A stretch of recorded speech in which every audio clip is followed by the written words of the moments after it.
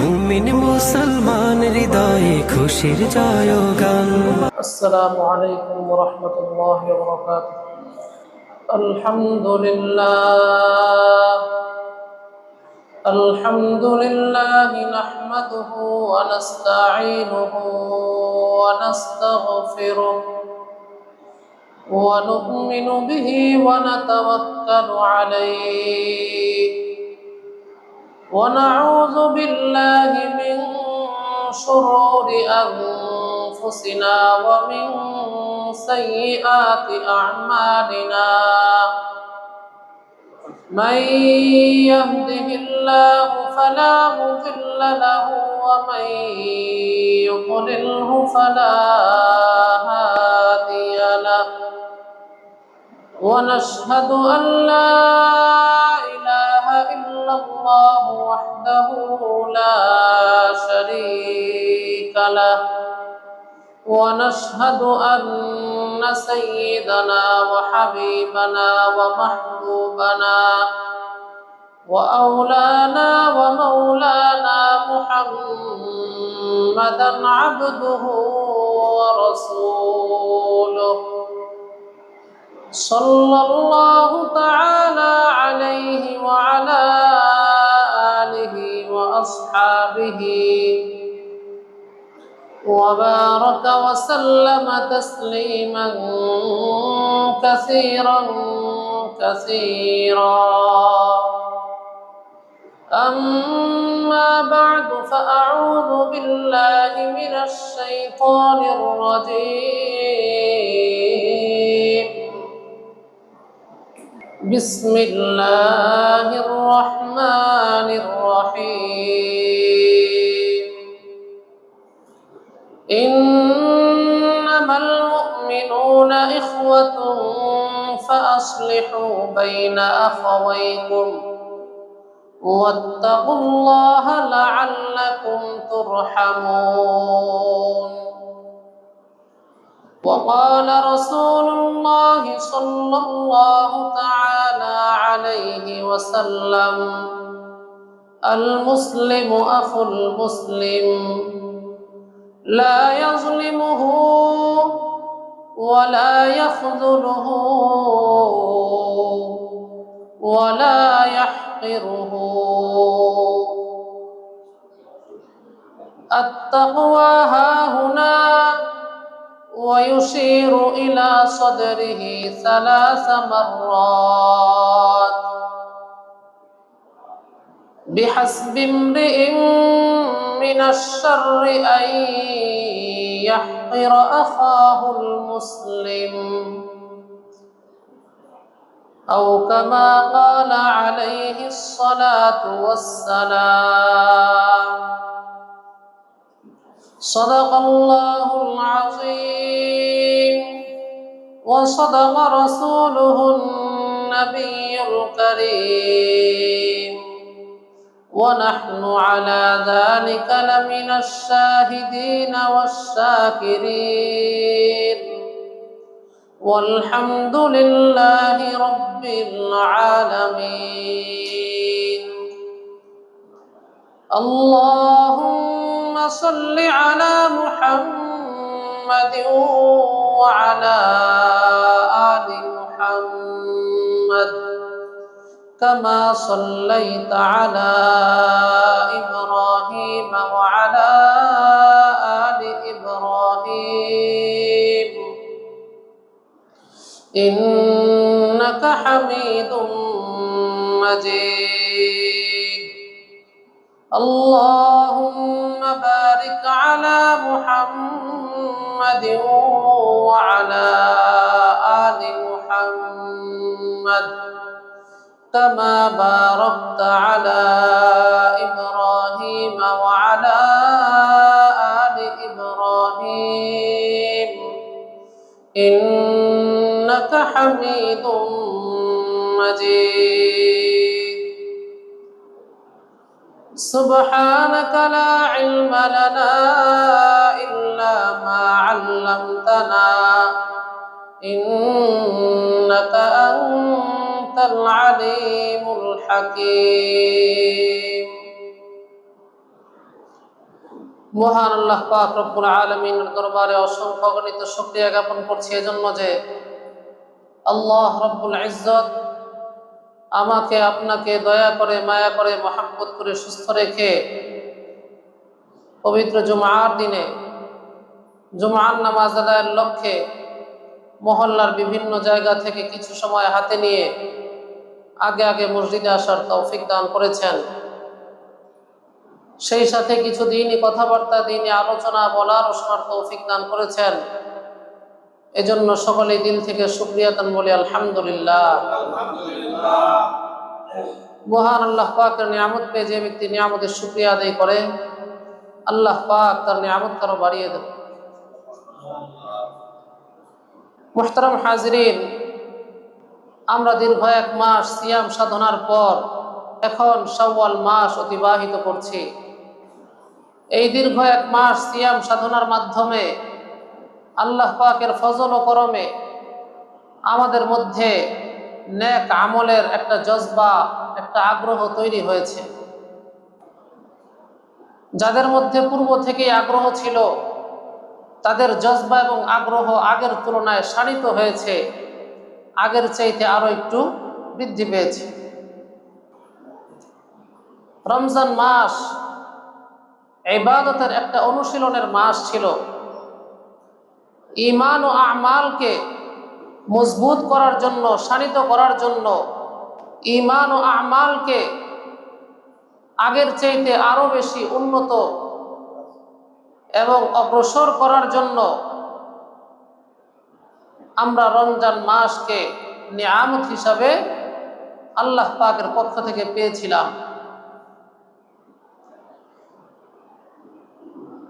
এর বদৌলতে আমাদের মধ্যে ইবাদতের এক বিশেষ অনুশীলন হয়েছে। তো ইবাদত বলতে আমরা মৌলিকভাবে যেটা বুঝি সেটা হলো নামাজ, রোজা, হজ, যাকাত।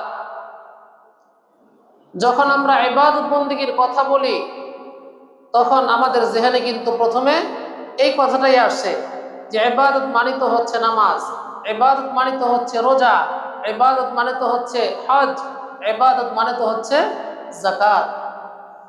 এই আমলগুলোই কিন্তু আমাদের প্রথমে জেহেনে আসে। কিন্তু ইবাদতের একটা বিরাট অংশ হলো মুআমালা, মুআশারা, পারস্পরিক লেনদেন, পারস্পরিক আচার ব্যবহার।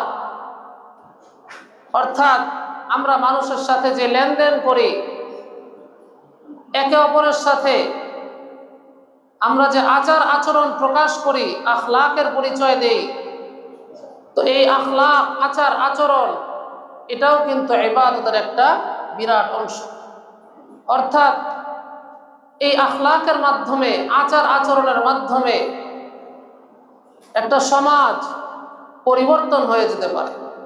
যদি আমার আখলাক, আমার আচার আচরণ ভালো হয়, এভাবে একটা সমাজের প্রত্যেকটা ব্যক্তির যদি আচার আচরণ ভালো হয়ে যায়, আখলাক সুন্দর হয়ে যায়, তাহলে সেই সমাজটাও সুন্দর হয়ে যাবে।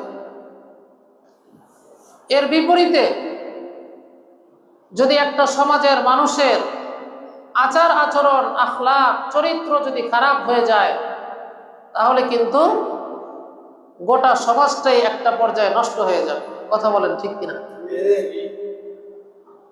তো সামাজিক আচার ব্যবহার, সমাজকে নিয়ে চলা, সমাজের সাথে আচার আচরণের সুন্দর ব্যবহার করা, এটা ইসলামের অন্যতম গুরুত্বপূর্ণ একটি অংশ। সমাজের মধ্যে কিভাবে পারস্পরিক সম্প্রীতি, ভালোবাসা, ভ্রাতৃত্ব ও ঐক্য তৈরি হতে পারে, এজন্য আমাদের আখলাক সুন্দর করতে হবে। আমাদের পারস্পরিক আচার আচরণ সুন্দর করতে হবে, ভালো করতে হবে।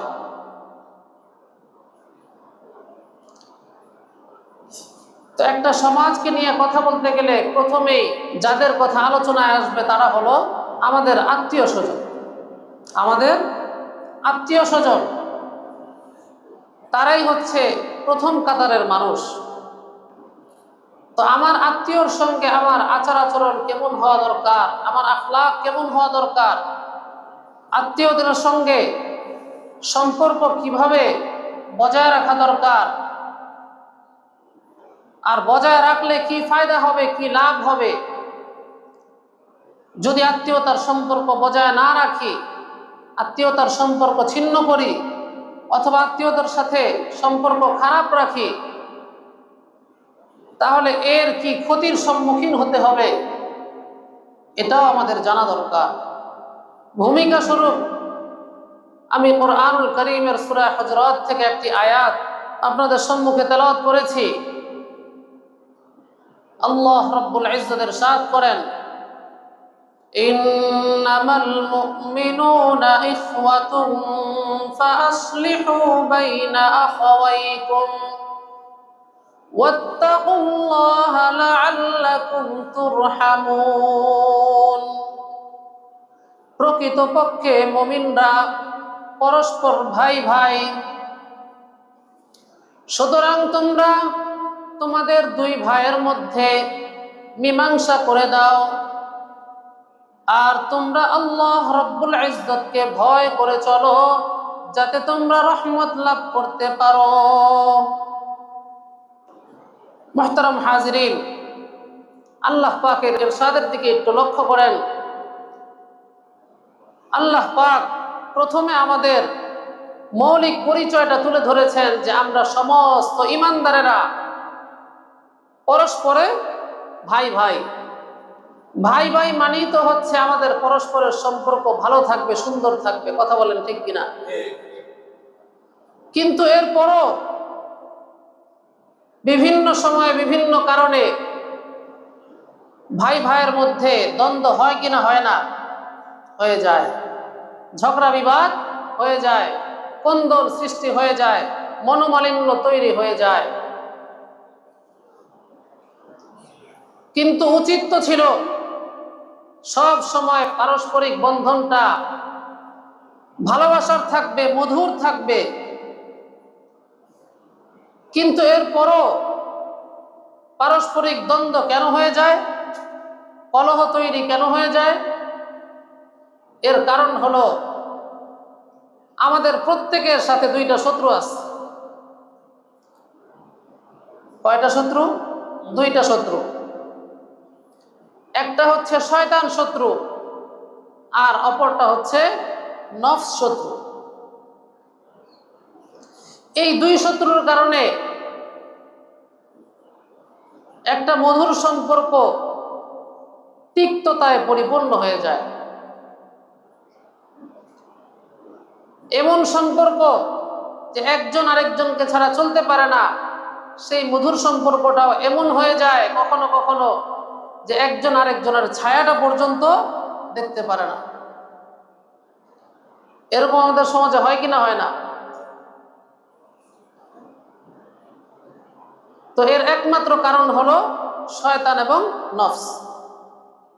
তারা সব সময় আমাদের পিছনে মেহনত করে যে আমাদের পারস্পরিক সম্পর্ক যাতে ভালো না থাকে, যদি ভালো থাকে তাহলে সেটাকে কিভাবে নষ্ট করা যায়, সব সময় তারা এই মেহনতে লিপ্ত থাকে। তো এই জন্য আমাদেরকেও সতর্ক দৃষ্টি রাখতে হবে। কখনো যদি কোনো কারণে নফসের ধোকায় পড়ে কিংবা শয়তানের ধোকায় পড়ে সম্পর্ক যদি কখনো খারাপ হয়ে যায়, তাহলে আল্লাহ পাকের নির্দেশনা হলো তোমরা যারা সমাজের প্রতিনিধিত্ব করবে, যারা গার্ডিয়ান থাকবে, অভিভাবক থাকবে, তারা তোমাদের দুই ভাইয়ের মাঝখানের যে দ্বন্দ্ব, সেই দ্বন্দ্বকে তোমরা মীমাংসা করে দিবে। ফাআসলিহু বাইনা আখাওয়াইকুম, তোমরা তোমাদের দুই ভাইয়ের মধ্যকার, সেটা সন্ধি হোক অথবা দ্বন্দ্ব হোক, যেটাই হোক, সেই দ্বন্দ্বকে তোমরা মীমাংসা করে দিবে, সেই সমস্যাকে তোমরা সমাধান করে দিবে। তাফসীরের কিতাবে উল্লেখ করা হয়েছে, এই যে আল্লাহ পাক মীমাংসা করার কথা বললেন, সেটা হতে পারে দুই ভাইয়ের মধ্যে কোনো বিশেষ উদ্দেশ্যে সন্ধি হয়েছিল, অথবা কোনো দ্বন্দ্ব দেখা দিয়েছে, তো সেই ক্ষেত্রে তোমরা মীমাংসা করে দিবে। মীমাংসা করার ক্ষেত্রে খেয়াল রাখতে হবে তোমাদের আচার আচরণ যেন কাফের মুশরিক অথবা শত্রুদের মতো না হয়ে যায়। মীমাংসা করা ভালো কাজ, কিন্তু কাফের মুশরিকদের সাথে যেই আচরণ করা হয় সেই আচরণ যদি তোমরা তোমাদের ভাইদের সঙ্গে করো তাহলে কি সেটা সঠিক হলো? তাহলে আর কাফের মুশরিক আর তোমাদের ভাইয়ের মাঝে পার্থক্য রইল কোথায়? একজন শত্রুর সঙ্গে যেই আচরণ করলা সেই আচরণ যদি তুমি তোমার ভাইয়ের সঙ্গেও করো তাহলে শত্রু আর ভাইয়ের মধ্যে পার্থক্য রইল কোথায়? তো মীমাংসা করা ভালো কাজ, কিন্তু মীমাংসা করতে গিয়ে ভাইয়ের সঙ্গে কাফের মুশরিক বেদিন কিংবা শত্রুদের ন্যায় আচরণ করা সঠিক নয়। এরপর মীমাংসা করতে গিয়ে অন্যায়ভাবে কারো পক্ষপাতিত্ব করা যাবে না। আমাদের সমাজে যে সমস্যাটা হয়, পাড়া মহল্লায় সমাজের মধ্যে অনেক সময় দ্বন্দ্ব দেখা দেয়, এরপর সালিশি বসানো হয়, কিন্তু আফসোসের বিষয় সেই সালিশিকে অনেক সময় দেখা যায় কোনো এক পক্ষ টাকা দিয়ে আগেই কিনে নেয়। কথাটা ভুল বললাম না সঠিক বললাম? যারা বিচার করতে আসে, বিচারক হিসাবে যারা বিচার মজলিসে বসে, তো বিচারকরা অনেক সময় যে কারো পক্ষ থেকে ঘুষ খায়, এরকম নজির আছে না নাই? আর এই ঘুষ খাওয়ার কারণে মীমাংসাটা কিন্তু সঠিকভাবে হয় না, সুন্দর রূপে হয় না। এক পক্ষ জিতে যায়, আরেক পক্ষ হেরে যায়, এক পক্ষ লাভবান হয়ে যায়, আরেক পক্ষ ক্ষতিগ্রস্ত হয়ে যায়। তো এই জন্য আল্লাহ পাক হুকুম করেছেন এই মীমাংসা করতে গিয়ে তোমরা আল্লাহ পাককে ভয় করে চলবে, অন্যায়ভাবে কারো পক্ষপাতিত্ব করবে না, ন্যায় ও ইনসাফের প্রতিষ্ঠা করবে। যে যেটার প্রাপ্য তাকে সেটাই দিবে, যে যেটার প্রাপ্য না তাকে সেটা দিতে যাবে না।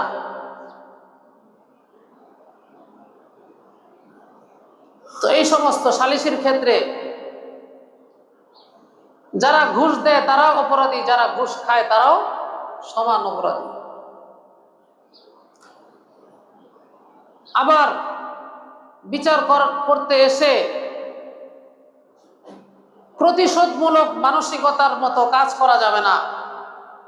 হতে পারে যিনি বিচারক হিসাবে এসেছেন তার সঙ্গে পূর্ব থেকে যাদের বিচার করতে আসা হবে তাদের কারো সাথে পূর্ব থেকে কোনো দ্বন্দ্ব আছে। উদাহরণস্বরূপ বলতেছি, মনে করেন এই এলাকার মেম্বার সাহেব বা চেয়ারম্যান সাহেবের সাথে আমার পূর্ব থেকে কোনো রেষারেষি আছে, মনোমালিন্য আছে। এখন আমার আর আমার ভাইয়ের মাঝখানে দ্বন্দ্ব মিটানোর জন্য আসছেন সেই চেয়ারম্যান সাহেব বা মেম্বার সাহেব। এখন ওনার মধ্যে তো আমার প্রতি পূর্ব থেকেই বিদ্বেষ আছে, তো কেমন যেন এই বিচার করতে গেলে তার মধ্যে এই প্রতিশোধমূলক মনোভাব থাকতে পারে যে ওই যে সেদিন তুই আমার সঙ্গে এমন করছস, আজকে এই বিচারের মাধ্যমে সেটার ঝাল মিটাবো। এমন কাজও যেন বিচারকরা না করে। এজন্য আল্লাহ রাব্বুল ইজ্জত ইরশাদ করেছেন, ওয়াত্তাকুল্লাহ লাআল্লাকুম তুরহামুন। যদি তোমরা আল্লাহ পাকের রহমত লাভ করতে চাও তাহলে দুই ভাইয়ের মধ্যে মীমাংসা করতে এসে অন্যায়ভাবে কারো পক্ষপাতিত্ব করবে না, আবার প্রতিশোধমূলক মন মানসিকতা নিয়েও মীমাংসা করতে আসবে না। এক কথায় মীমাংসা করার ক্ষেত্রে আল্লাহ পাককে ভয় করে চলবে। যদি আল্লাহ পাককে ভয় করে চলতে পারো তাহলেই তোমরা রহমত লাভের আশা করতে পারো। সুবহানাল্লাহ। হাদিসের মধ্যে এসেছে আল্লাহ রাসূল সাল্লাল্লাহু আলাইহি ওয়াসাল্লাম ইরশাদ করেন, আল মুসলিমু আখুল মুসলিম লা ইয়াজলিমুহু ওয়া লা ইয়াখযুলুহু ওয়ালা ইয়াহকিরুহু। আল্লাহর রাসূল সাল্লাল্লাহু আলাইহি ওয়াসাল্লাম ইরশাদ করেন, একজন মুসলমান আরেকজন মুসলমানের ভাই। কোন মুসলমান আরেকজন মুসলমানের প্রতি জুলুম করতে পারে না। ওয়ালা ইয়াখযুলুহু। একজন মুসলমান আরেকজন মুসলমানকে অন্যায়ভাবে অপমানিত, লাঞ্ছিত, অপদস্থ করতে পারে না। ওয়ালা ইয়াহকিরুহু। এবং কোন মুসলমান অপর মুসলমানকে তুচ্ছ তাচ্ছিল্য করতে পারে না। এরপর নবীজি বলেন, আত-তাকওয়া হাহুনা ওয়া ইউশিরু ইলা সাদরিহি সালাসা মাররাত। নবীজি সাল্লাল্লাহু আলাইহি ওয়াসাল্লাম তাকওয়া এইখানে, এই কথাটা বলে নবীজি নিজ বক্ষের দিকে 3 বার ইশারা করে দেখালেন। তাকওয়া কোথায় থাকে? তাকওয়া হলো এই বুকের ভেতর থাকে। তাকওয়া হলো এই বুকের ভেতর থাকে। তাকওয়া হলো এই বুকের ভেতর থাকে। খোদা ভীতি, আল্লাহ ভীতি কোথায় থাকে? মানুষের অন্তরে থাকে। মুসলমান মুসলমানের ভাই, অতএব এক মুসলমান আরেক মুসলমানের প্রতি জুলুম করতে পারে না, কিন্তু এরপরও করে কিনা করে না। এক মুসলমান আরেক মুসলমানের ভাই, নিয়ম হচ্ছে এক মুসলমান আরেক মুসলমানকে লাঞ্ছিত করবে না, অপদস্থ করবে না, কিন্তু এরপরও করে কিনা করে না। টাকা পয়সা হলেই ধনী গরিবের এক বিরাট পার্থক্য আছে আমাদের সমাজে। ধনী হলেই যেন অহংকার করতে হবে, এটা কেমন যেন টাকার সাথে অ্যাডজাস্ট। পকেট গরম থাকলেই আচার আচরণটা একটু ভিন্ন রকম, ভিন্ন স্টাইল। যারা গরিব, যারা অভাবী, তাদের প্রতি কেমন যেন একটু তুচ্ছতাচ্ছিল্যের মনোভাব। এটা করা উচিত না, কিন্তু এরপরও এক মুসলমান আর এক মুসলমানের প্রতি করে কিনা করে না। তো নবীজি বললেন, তিনটার কোনোটাই উচিত না, কিন্তু এরপরও কিন্তু আমরা করে থাকি। আমাদের সমাজে মুসলমান মুসলমান একে অপরের প্রতি করে থাকে এই আচার আচরণগুলো। জুলুমও করে, লাঞ্ছিত মদস্থও করে, তুচ্ছতাচ্ছিল্য করে। তো নবীজি বলতেছেন এগুলো ভালো হবে, অর্থাৎ এই সমস্ত কাজ থেকে মানুষ, একজন ইমানদার একজন মুসলমান তখনই বিরত থাকবে যখন আল্লাহ ভীতিকে, খোদা ভীতিকে এই হৃদয়ের মাঝখানে স্থান দিবে। কেউ যদি তার বুকের ভেতর আল্লাহ ভীতি, খোদা ভীতি ঢুকাইতে পারে, তাহলে এমন অন্তর যে ব্যক্তি ধারণ করবে, সে কখনো আরেক মুসলমানের প্রতি জুলুম করতে পারে না। তো কোনো ব্যক্তি যদি বাহ্যিকভাবে খুব পাক্কা বুজুর্গ দেখা যায়, আল্লাহওয়ালা দেখা যায়, আল্লাহর ওলি দেখা যায়, এরপরও যদি জুলুম করে, তাহলে মনে করতে হবে প্রকৃত খোদা ভীতি তার অন্তরে এখনো প্রবেশ করে নাই। পাক্কা মুসল্লিও যদি আরেকজন মুসলমানকে লাঞ্ছিত করে, অপদস্থ করে অথবা তুচ্ছ জ্ঞান করে, তাহলে বুঝে নিতে হবে যে তার তাকওয়া এখনো পর্যন্ত তার বুকের ভেতর প্রবেশ করে নাই, এখনো পর্যন্ত বসে নাই, এজন্য এই আচরণ প্রকাশ পাচ্ছে। তো নবীজি বলেন, বিহাসবি ইমরিইম মিনাশ শাররি আন ইয়াহকিরা আখাহুল মুসলিম। একজন মানুষের মন্দ কাজ হিসাবে এতটুকুই যথেষ্ট যে সে তার অপর মুসলমান ভাইকে সে তুচ্ছতাচ্ছিল্য করবে, সে ছোট জ্ঞান করবে, তুচ্ছ জ্ঞান করবে। ওই ব্যক্তির মন্দ কাজ হওয়ার জন্য এতটুকুই যথেষ্ট। কুল্লুল মুসলিমি আলাল মুসলিমি হারাম দামুহু ওয়া মালুহু ওয়া ইরদুহু। একজন মুসলমানের সব কিছু আরেকজন মুসলমানের জন্য হারাম। একজন মুসলমানের সব কিছু আরেকজন মুসলমানের জন্য হারাম, অর্থাৎ একজন মুসলমানের জন্য অপর মুসলমানের জানের ক্ষতি করা হারাম, মালের ক্ষতি করা হারাম, তার আব্রু ইজ্জত সম্মানের ক্ষতি করা হারাম। একজন মুসলমান আরেকজন মুসলমানের জানের ক্ষতি করতে পারে না, মালের ক্ষতি করতে পারে না, মান ইজ্জতেরও ক্ষতি করতে পারে না। যদি ক্ষতি করে, এই তিনটার কোনো কিছুর ক্ষতি করে, তাহলে সে হারাম কাজ করে। আল্লাহ পাক আমাদের সবাইকে বুঝার তৌফিক দান করুন। একটা আয়াত এবং একটা হাদিস আপনাদেরকে শোনালাম, এটা ভূমিকা স্বরূপ